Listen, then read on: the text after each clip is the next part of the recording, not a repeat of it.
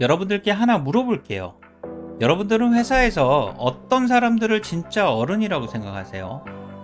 그렇다면 회사에서 멘토라고 생각하는 사람을 가지고 있는 직장인은 과연 얼마나 될까요? 얼마 전 후배들과 저녁 식사를 하면서 지금 회사에 너희들이 생각하는 멘토는 누구야? 라고 물었습니다. 후배들은 계속 고민만 했고 멘토가 누구인지 말하는 후배는 아무도 없었죠. 그래서 다시 물었습니다. 그럼 회사의 양아치 어른 말고 진짜 어른이라고 생각하는 사람은 누가 있어? 하지만 그들에게 진짜 어른이라는 의미가 와닿지 않았던 모양입니다.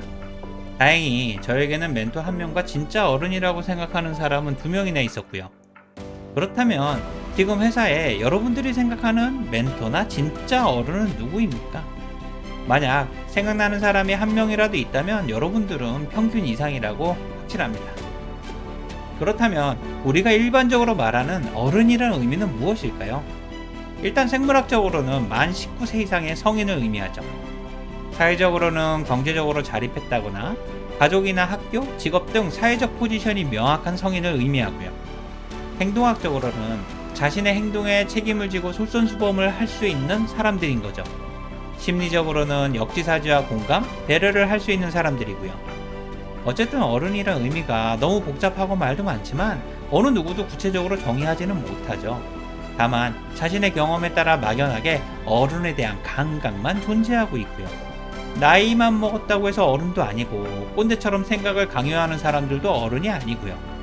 아무튼 어른이 아닌 모습은 회사에 수없이 많고 진짜 어른의 모습은 찾아보기가 매우 힘들죠. 그렇다면 여러분들이 생각하는 진짜 어른의 모습은 무엇입니까? 사람마다 다르겠지만 불행하게도 회사에서는 제대로 된 진짜 어른을 찾아보기가 쉽지 않죠. 보통은 회사만 오래 다닌 나이 먹은 양아치들이 훨씬 많고요. 이들에게 역지사지나 배려, 책임감이나 솔선수범 등의 모습은 찾아보기가 힘들죠. 게다가 상사로서 권한은 누리고 싶고 책임은 지기 싫어하는 모습이 대부분이고 나이에 따른 권리만 주장할 뿐 의무나 역할에 대해서는 무책임하거나 이기적인 사람들이 훨씬 많고요. 안타깝게도 이런 사람들이 대부분 우리들의 상사들이죠. 그러니 상사와는 도저히 친해지거나 좋아할 수가 없는 거고요. 이들은 내로남불이 당연하고 그 누구보다 이기적이니까요. 그래서 지금부터는 제가 개인적으로 생각하는 진짜 어른의 세 가지 모습에 대해 이야기를 해보고자 합니다. 물론 사람마다 생각이 다 다르고 진짜 어른에 대한 여러 가지 모습들이 있겠지만 저는 이 세 가지 모습 중 한 가지만이라도 제대로 갖추고 있다면 진짜 어른이라고 생각합니다. 우선 제가 생각하는 진짜 어른의 첫 번째 모습은 책임감입니다. 원래 권한과 책임은 동시에 태어나서 항상 붙어 다니죠. 하지만 이기적인 사람들은 권한은 무조건 가지려고 하고 책임은 피하려고 합니다. 실제로 회사에는 권한만 존재하고 책임이 없는 경우가 의외로 많고요. 대표적으로 합의 기능들이 그렇죠.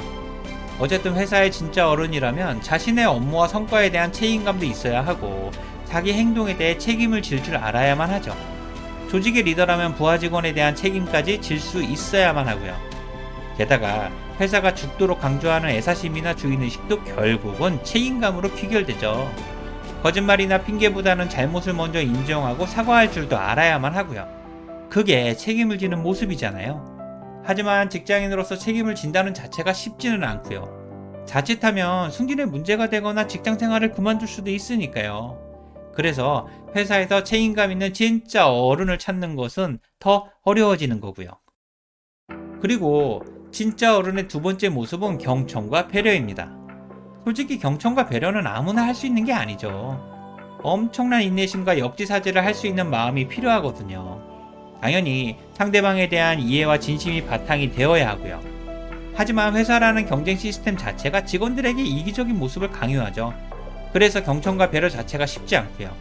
게다가 경청과 배려는 독선적인 모습과도 배치되고 이기적인 모습에서 벗어날 수 있게 해주죠. 특히 감정적으로 성숙한 사람들에게서만 찾아볼 수 있는 모습이고요.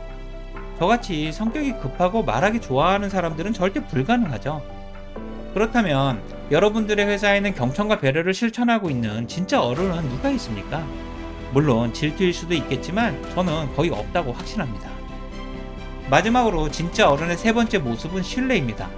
쉽게 말하면 그냥 무조건 믿고 따를 수 있는 사람이라는 의미죠. 신뢰라는 말 자체가 부하 직원들이 상사에게 가장 바라는 모습이기도 하고요. 생각과 말과 행동이 항상 일치하고 일관성이 있다는 의미잖아요. 항상 상대방에게 믿음을 주고 핑계나 거짓말도 없어야만 하고요. 하지만 회사에서 이런 모습을 지닌 직장인을 찾기란 정말 쉽지가 않죠.